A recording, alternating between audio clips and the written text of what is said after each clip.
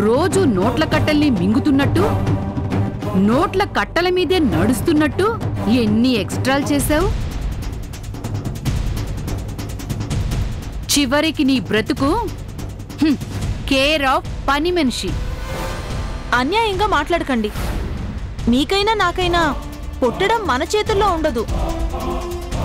చూడు గీత, ఆర్గ్యుమెంట్స్ అనవసరం.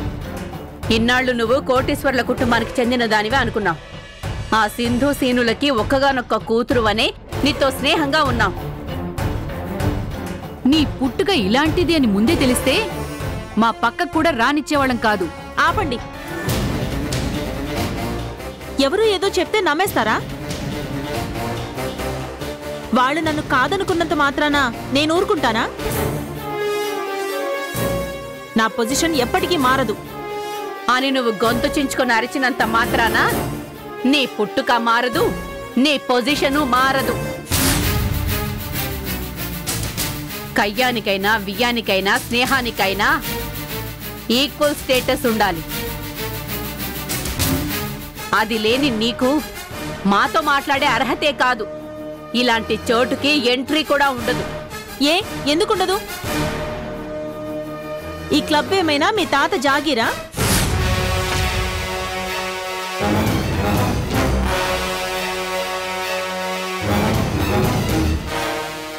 Excuse me madam, ఏంటి? ఈ క్లబ్లోకి మెంబర్స్కి మాత్రమే ప్రవేశం ఉంటుంది. మెంబర్షిప్ లేని వాళ్ళు లోపలికి రాకూడదు. ఏ నేను మెంబర్ని కాదా? కాదు మేడం.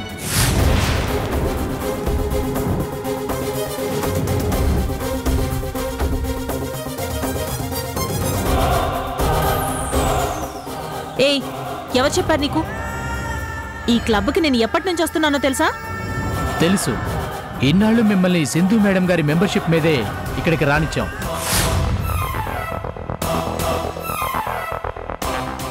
ఇందాకే మేడం కాల్ చేసి చెప్పారు, ఈ క్లబ్లోకి ఎంట్రీ తనకి మాత్రమే ఉండాలి, తన పేరు మీద ఇంకెవరిని రానివ్వద్దని. డామ్ ఇట్, నేను ఈ క్లబ్లో మెంబర్గానే ఉంటాను. హ్యాపీగా ఉండొచ్చు మేడం. 5 లక్షలు ఎంట్రీ ఫీజు కడితే కార్డ్ ఆర్ క్యాష్ ఏదైనా ఓకే.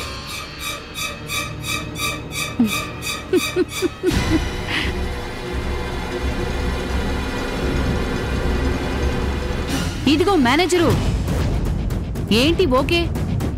5 లక్షలు కాదు కదా, ఈడ్చి తన్నినా దాని దగ్గర 5,000 కూడా ఉండవు. అయినా దాంతో మాటలేంటి? బయటికి పంపించేయండి. సారీ, ఇక మీరు వెళ్ళొచ్చు. బయటకు దారేటం.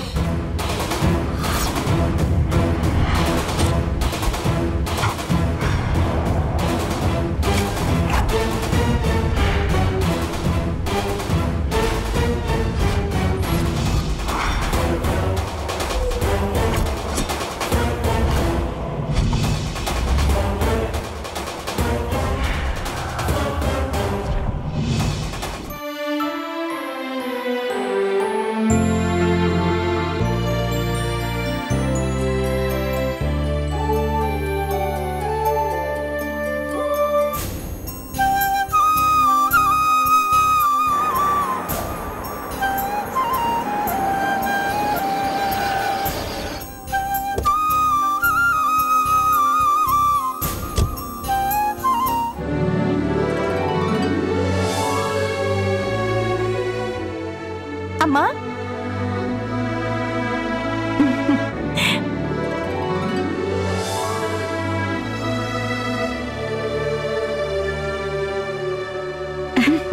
అమ్మా, ఏంటమ్మా? ఏమైంది? అయ్యో, ఏంటమ్మా ఇది? అమ్మా అంజలి, నీ మొహం సంతోషంతో వెలిగిపోతోంది. నీ కళ్ళల్లో ఆనంద దీపాలు మిలమిలా మెరిసిపోతున్నాయి. నేనిన్నేళ్లుగా ఏనాడు చూడని అపురూపమైన తృప్తితో నీకు నువ్వే సరికొత్త అంజలిలా కనిపిస్తున్నావు. ఏమైందమ్మా? అమ్మా, ఇన్నాళ్ళుగా నేను ఏ రోజు కోసమైతే ఎదురు చూశానో ఆ రోజు వచ్చేసింది.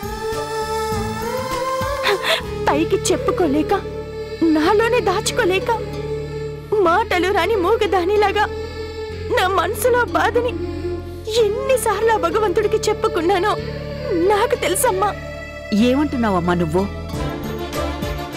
పోగొట్టుకున్న పెన్నిదేదో దొరికినంత ఉద్వేగం వినిపిస్తోంది నీ మాటల్లో.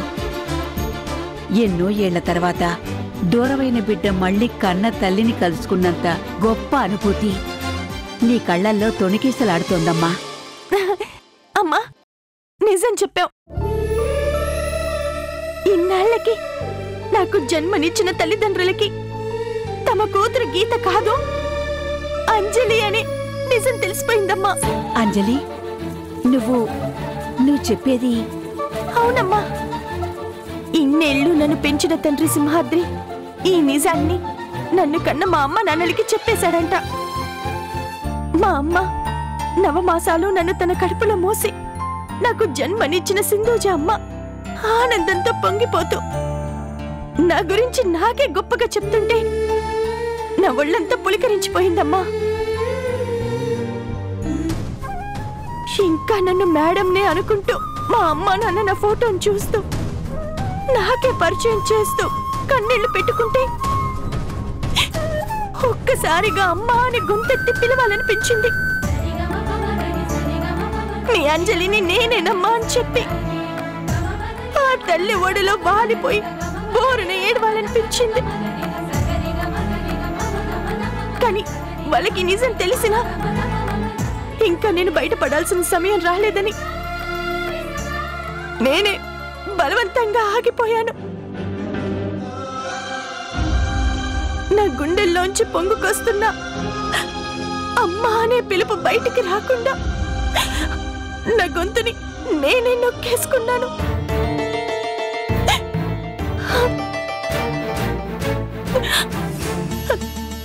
అమ్మా అంజలి, సంతోషము బాధ ఒకేసారి పెనవేసుకుంటే ఆ క్షణంలో నీ మానసిక స్థితి ఎంత దయనీయంగా ఉండుంటుందో నేనర్థం చేసుకోగలనమ్మా. ఏది ఏమైతేనేమి ఇన్నేళ్లకి నిన్ను కన్నవాళ్ళకి తెలియాల్సిన నిజం తెలిసిపోయింది. నేను నీకు ముందే చెప్పాను కదమ్మా, తనని నమ్ముకున్న వాళ్ళని ఆ దేవుడు ఎన్నటికీ అన్యాయం చేయడు అని. అవునమ్మా, భర్తకి దూరమైన బాధ ఒకవైపు, నిజం తెలిసినా కూడా వాళ్లే నన్ను కన్న వాళ్ళని చెప్పుకోలేని దుస్థితి ఇంకోవైపు. నాలో నేనే నరకాన్ని అనుభవించాను.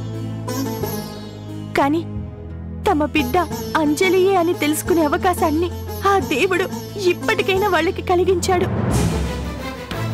ఆ ఆనందం, ఆ సంతృప్తి నాకు చాలు. అంటే ఇప్పుడు ఈ తల్లిని వదిలేసి వెళ్ళిపోతావా?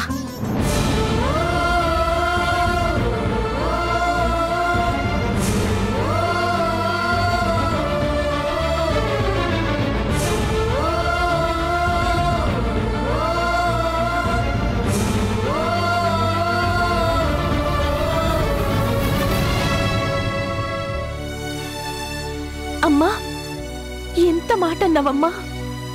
ఇవాళ నేను ప్రాణాలతో ఉన్నాను అంటే అందుకు కారణం నువ్వు.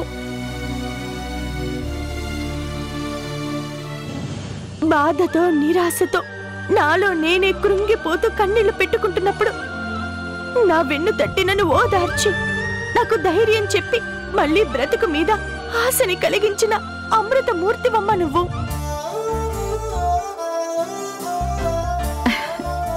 ఇవాళ దుబాయ్ మేడంగా నేను ఎంతో కాన్ఫిడెన్స్ తో నిలబడ్డా. అనుకున్న గమ్యాన్ని సాధించడం కోసం ఒక్కో అడుగు ముందుకు వేస్తున్నా నువ్వు నా వెనకుండి నన్ను సపోర్ట్ చేయడమే అతి ముఖ్యమైన కారణమని నేను ఎలా మర్చిపోగలనమ్మా? నాకు పునర్జన్మనిచ్చిన ఆ దేవుడు ప్రసాదించిన తల్లిని నేను వదిలిపెట్టి వెళ్ళిపోవడమా? అది నా కంఠంలో ప్రాణం ఉండగా ఎన్నటికీ జరగదమ్మా. సింధూజ అమ్మ నన్ను కన్న తల్లైతే నువ్వు నాకు బ్రతుకు విలువ నేర్పించిన గొప్ప అమృతమూర్తివమ్మ.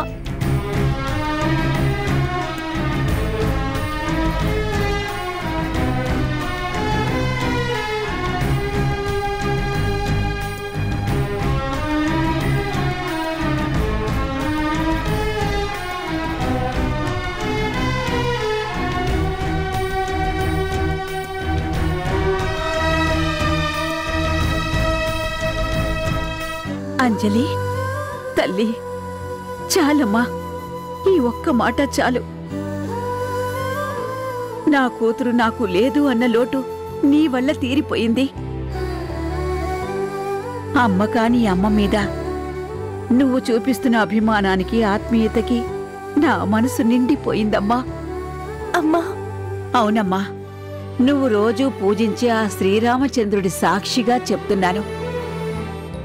నిన్ను కన్నవాళ్లకి అంజలి తమ కూతురు అని తెలిసినట్టు, అంజలిని అనుమానించిన పాపం నాదే అని నీ భర్త తెలుసుకునే రోజు కూడా తొందరలోనే వస్తుందమ్మా.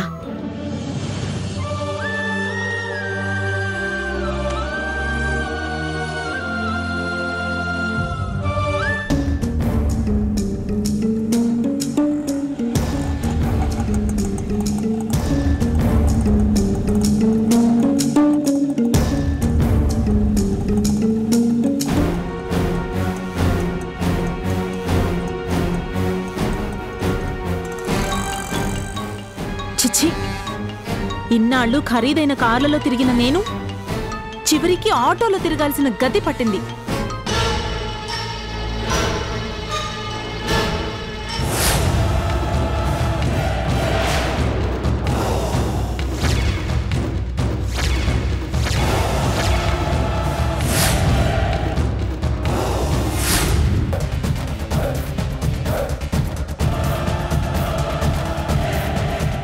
ఇదేంటి, గేటుకు తాళం వేసుందేంటి? అమ్మగారు చూడండి అమ్మా, నన్ను కూడా బయటికి గెంటేసి గేటుకి తాళం కూడా పెట్టేశారు. నిన్నేంటే, నన్ను కూడా ఇంట్లోంచి బయటికి గెంటేశారు. ఆఫీస్లోకి, క్లబ్లోకి కూడా అడుగు పెట్టకుండా చేశారు. ఆటోలో వచ్చారేంటమ్మా? కారేమైంది? నా బొందయింది. ఉన్నదంతా ఊడ్చిపెట్టుకుని పోతే బోడి కారు మాత్రం ఉంటుందా? ఏంటమ్మా అసలేంటిదంతా? నిన్ను ఆ సింధుజమ్మ కూతురు కాదంటున్నారేంటి? ఆ చచ్చిపోయిన పని మనిషి కూతురువి అంటున్నారేంటమ్మా? ఆ అంతా నా కర్మ. అంటే నిజంగానే నువ్వు ఆ పని మనిషి లచ్చమ్మ కూతురుగానే పుట్టి సచ్చాను. ఇన్నాళ్ళు ఈ నిజం ఎవరికీ తెలియనీయకుండా ఎంతో జాగ్రత్త పడ్డాను. కానీ నన్ను కన్న సచ్చినోడే ఈ నిజాన్ని బయట పెట్టేశాడు. చూసారా అమ్మా, నిన్నటిదాకా మీ నోరు చచ్చినోడు అని పలికేది. నిజం బయటపడగానే ఇప్పుడు సచ్చాను, సచ్చినోడు అని ఒరిజినాలిటీ బయటికి తన్నుకొచ్చేస్తుంది. ముత్యాలు, ఇప్పుడు నీకు కూడా నేను లోకుగా అనిపిస్తున్నానా? అంత మాట అనకండమ్మా. మీ ఉప్పు తిన్నదాన్ని, మీ మంచిని కోరుకునేదాన్ని. ఇంకెక్కడి మంచే, నా మంచంతా మట్టి కొట్టుకుని పోయింది. మంచిదానిగా నేను వేసుకున్న ముసుగుని పర్రున చించి పారేశారు. కట్టు బట్టలతో నడి రోడ్డు మీదకి నడిపించారు. దీనికంతటికీ కారణం ఆ సింధూజ. ఎంతైనా నిన్నటిదాకా నీ తల్లి. ఏకవచనంతో మాట్లాడడం తప్పు కదమ్మా. ఏంటే తప్పు? ఇన్నేళ్లు నేనేమైనా కావాలని వాళ్ళ ఇంట్లో కూతురుగా పెరిగానా? నన్ను కన్నా ఆ దిక్కుమాలిన తల్లి ఏదో కక్కుర్తి పడితే ఇన్నేళ్ల తర్వాత ఆ పనిష్మెంట్ నాకా? నోటి దగ్గర విందు భోజనాన్ని లాగేసినట్టు సడన్ గా బయటికి పో అంటే నాకు మాత్రం మండదా? ఇన్నేళ్లుగా వాళ్ళని నేను ఏడిపించానని ఇప్పుడు ఆ సింధూజ కావాలని కక్ష తీర్చుకుంటోంది. కుట్ర చేసి నన్ను బయటికి లాగి పగ సాధిస్తోంది. ఇప్పుడు నాకు అంతా అర్థమైందమ్మా. 1000 గొడ్లను తిన్న రాబందు ఒక్క గాలివానికే కూలి సచ్చింది అనే సామెత అక్షరాల నిజం. ముత్యాలు, అబ్బా ఊరుకోండమ్మా. ఆ లచ్చమ్మ సింహాద్రి మీ అమ్మ నాన్న అయితే ఇప్పుడు మీరు కూడా నా టైపే కదా. మనం ఒకే టైప్. ఇప్పుడు మా గూడెంలో నీకు కూడా ఒక గుడిసె ఇంచి పెడతానులే. గుడిసా? ఛీ! చూడమ్మా, గుడిసెని మరీ అంత చీప్గా చూడమాక. నా గుడిసె కూడా వద్దంటే ఈ రాత్రి కేర్ ఆఫ్ బస్ స్టాండే. ఆలోచించుకోండి మరి. వస్తున్నానుండమ్మా.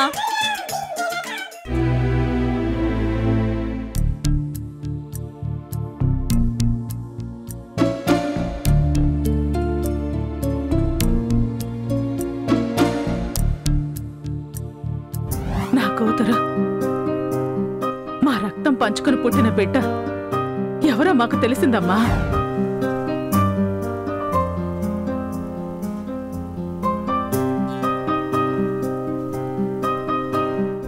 ఈనాళ్లుగా మా కళ్ళ ముందే ఆ లచ్చమ్మ కూతురిగా పెరిగిన అంజలి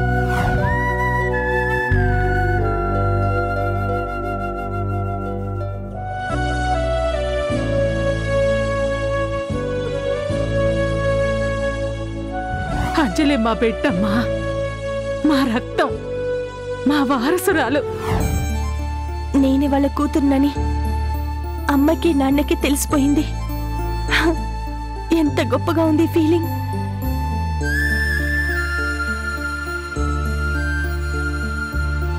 హలో మేడం. రండి, కూర్చోండి.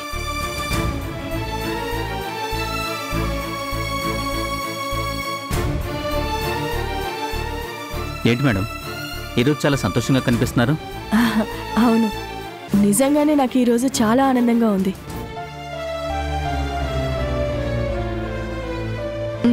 ముందు స్వీట్ తీసుకోండి.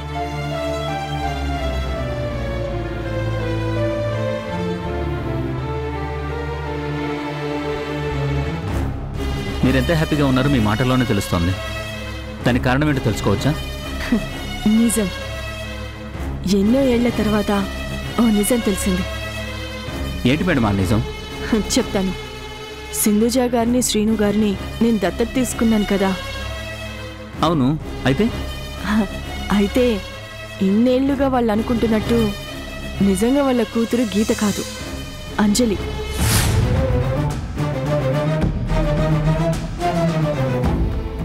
అంజలి వాళ్ళ కన్న కూతురట. కొన్ని పరిస్థితుల వల్ల గీత, అంజలి అలా పెరగాల్సి వచ్చింది. ఓ అలాగా? అలాగా అని అంత మెల్లిగా అంటారేంటండి? ఇప్పుడు దూరమైన అంజలియే వాళ్ళ కన్నబిడ్డ అనే నిజం తెలిసిందంట. పట్టరాని సంతోషంతో పొంగిపోతూ నాకీ మాట చెప్పారు. ఇన్నేళ్లుగా అంజలి తమ కళ్ళ ముందే ఒక పని మనిషి కూతురిగా పెరిగిందని ఎంతో బాధపడ్డారు. అవును, వాళ్ళ కూతురైన అంజలియే కదా మీకు దూరమైన మీ భార్య?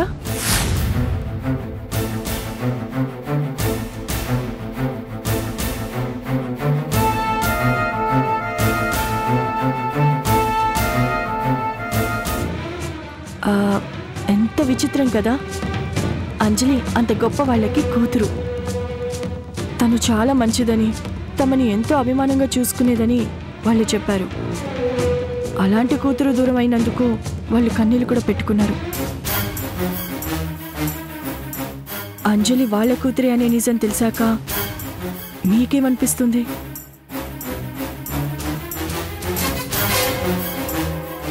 ఏ మనిషి అయినా గొప్ప కుటుంబంలో పుట్టినంత మాత్రాన మంచి గుణాలు రావు అని అర్థమవుతోంది.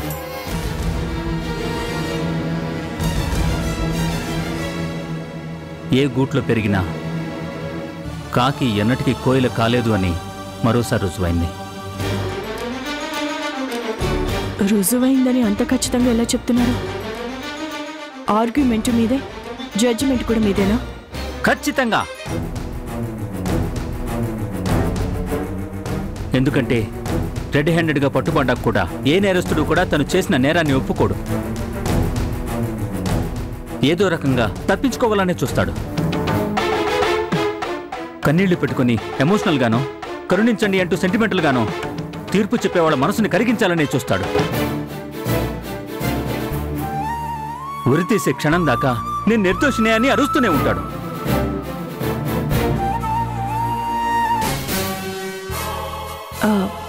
ఏమో, ఆ వాదనలో కూడా నిజమే ఉందేమో, ఆ అరుపుల్లో కూడా నిజాయితీ ఉందేమో, ఆ కన్నీళ్ల వెనుక కూడా నిరూపించుకోలేని నిస్సహాయత ఉందేమో. మీ తీర్పులోని మీకే తెలియని పొరపాటు జరిగిందేమో. Impossible madam.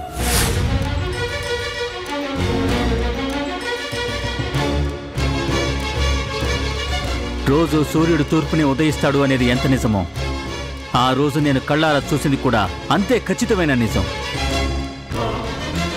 నా తీర్పులో ఎటువంటి మార్పు లేదు, ఉండబోదు.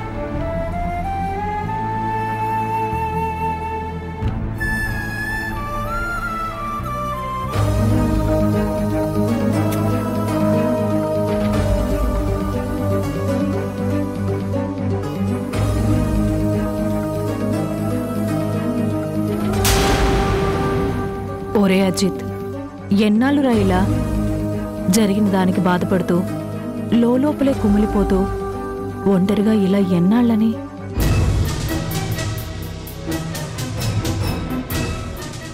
ఏదైనా ఉద్యోగంలో చేరమంటే ఒప్పుకోవు. గాలి మార్పు కోసమైనా కొన్నాళ్ల పాటు ఎక్కడికైనా వెళ్ళమంటే అది కూడా వద్దంట. చెట్టంత కొడుకువి నిన్నిలా చూస్తుంటే కన్నవాళ్ళం మాకెంత బాధ ఉంటుందో ఒక్కసారి ఆలోచించరా? తెలుసమ్మా, కానీ నేనేం చేయను? గీతను పెళ్లి చేసుకోవడం అనే ఒకే ఒక్క తప్పు చేసినందుకు నా జీవితమే తలకిందులైపోయింది. నా భవిష్యత్తు నా చేతుల్లో లేకుండా పోయింది. ఏం చేయాలన్నా, కనీసం ఒక్క అడుగు ముందుకు వేయాలన్నా ఇంకా నాకు ఆ రాక్షసుకి మధ్య ఉన్న బంధం పూర్తిగా తెగిపోలేదు అనే చేదు నిజమే గుర్తొస్తుంది. దాని ముఖం నా కళ్ళ ముందు కనిపించినంత కాలం నేనేమీ చేయలేను. Courier sir.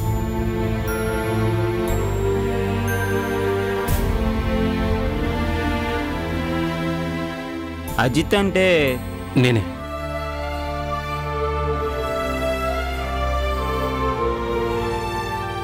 అజిత్ ఎక్కడి నుంచిరా? ఏదైనా జాబ్కి ఇంటర్వ్యూగాని వచ్చిందరా? ఇంటర్వ్యూ కాదు డాడీ, డైరెక్ట్గా అపాయింట్మెంట్ లెటరే వచ్చింది కోర్టు నుంచి. హలో మాజీ మొగుడు, చాలా సంతోషంగా ఉన్నట్టున్నావు. నిజంగా ఇది సంబరం చేసుకోవాల్సిన రోజే. శనిగ్రహం వదిలిపోతే ఆ రోజే కదా నిజమైన పండుగ అంటే.